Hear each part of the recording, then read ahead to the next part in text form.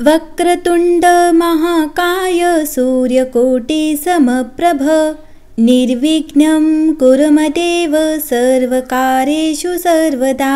नमस्कार मंडळी, येत्या काही दिवसातच गणेश चतुर्थीचा उत्सव सुरू होणार आहे। गणेशोत्सव सर्वांचा आवडता सण आहे।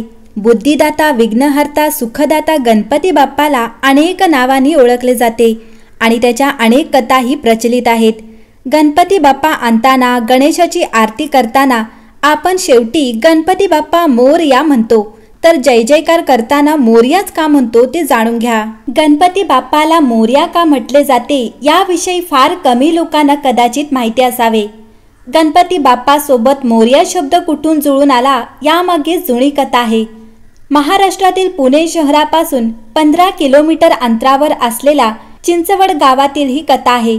1375 मध्ये जन्मलेले मोरया गोसावी हे श्री गणेशाचे एक परम भक्त होते। मोरया गोसावी कोणत्या शतकात होऊन गेले यात अनेक मतमतांतरे आहेत। वैदिक शिक्षण पूर्ण केल्यानंतर गुरु योगीराज सिद्ध यांच्या आदेशानुसार मोरया गोसावी यांनी 42 दिवस थेऊर इथं जाऊन कठोर तपश्चर्या केली। ही तपश्चर्या बघून मोरया गोसावी यांना थेट गणपतीचं दर्शन झालं असं सांगितलं जातं। आई वडिलांच्या मृत्यूनंतर मोरया गोसावी हे पिंपरी चिंचवडच्या नदीच्या तीरावर आश्रम बांधून राहू लागले।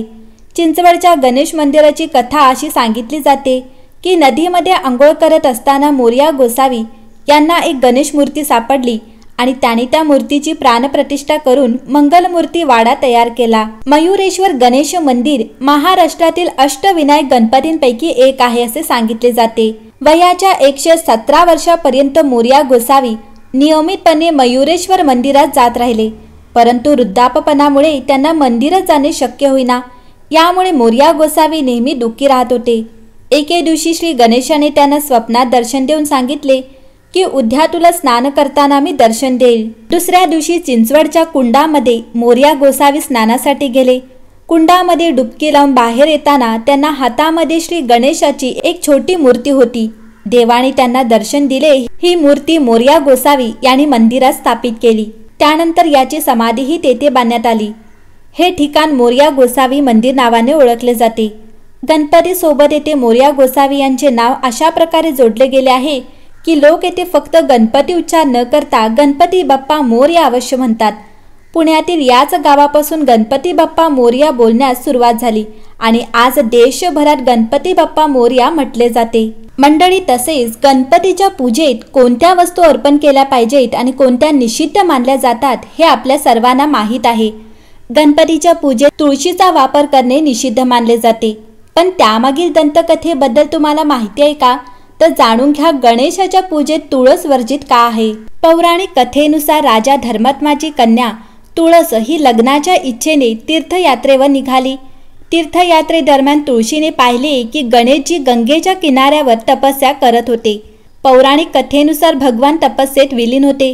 त्यांच्या शरीरावर चंदन लागले होते, गळ्यात रत्नांची माळ होती, कमरेत रेशमचे पितांबर गुंडाळलेले होते। ते एका सिंहासनावर बसून तपश्चर्या करीत होते। गणपतीचे ते सुंदर रूप पाहून तुळशी मंत्रमुग्ध झाली। तिने त्यांच्याशी लग्न करण्याची इच्छा व्यक्त करत गणपतीची तपस्या भंग केली। भगवान गणेश हे पाहून संतप्त झाले आणि तुळशीचे हे कार्य अशुभ असल्याचे वर्णन केले। तुळशीचा हेतू जाणून घेतल्यानंतर ते म्हणाले की मी ब्रह्मचारी आहे आणि त्यांच्या लग्नाचा प्रस्ताव फेटाळून लावला। हे ऐकून तुळशी संतापली आणि तिने भगवान गणपतीला शाप दिला की तुझे एक नाही 2 विवाह होतील। यावर भगवान गणेशानेही तिला शाप दिला की तुझे लग्न एका राक्षसासोबत होईल। हे ऐकून तुळशीने गणेशाची माफी मागितली।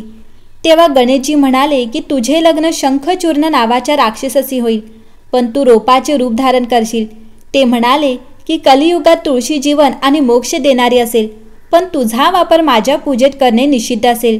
त्यामुळे गणपतीच्या पूजेत तुळशीचा वापर केला जात नाही। गणपतीच्या शापानंतर वृंदाला तिची चूक समजली। तिनं गणपतीची माफी मागितली। त्यानंतर वृंदानं गणपतीची उपासना केली।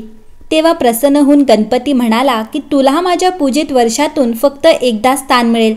भाद्रपद शुक्ल चतुर्थीला तुळस वाहता येईल। या दिवशी वाहिल्या जाणाऱ्या 21 प्रकारच्या पत्रींमध्ये तुलाही स्थान असेल, मात्र इतर कोणत्याही दिवशी तुळस वाहता येणार नाही। पुढच्या जन्मात वृंदाचा जन्म एका राक्षसाचा पोटी झाला. त्यानंतर महापराक्रमी अशा राक्षसासोबत विवाह झाला. त्याचा मृत्यू होताच तिनं चितेत उडी घेऊन प्राणत्याग केला आणि वृक्षरूपात तुळस झाली. त्यानंतर तुळशीला विष्णुपत्नी मानलं जाऊ लागलं. विष्णुपत्नी म्हणून तिची पूजा करतात. मात्र तरीही गणपतीच्या पूजेत आजही तुळस वर्ज्य मानली जाते. फक्त गणेश चतुर्थीच्या दिवशीच गणपतीच्या पूजेत तुळशीला मान मिळतो.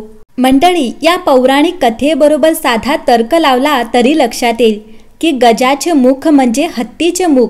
त्याच्यासाठी तुळशीपेक्षा दुर्वा अधिक औषधी आहेत, तर मनुष्यासाठी दुर्वांपेक्षा तुळशी अधिक औषधी असल्यानेही तुळस कृष्णाला, देवीला, विष्णूला या मानवी रूपातील देवांना अर्पण केली जाते, तर बाप्पाला दुर्वांची जोडी वाहिली जाते.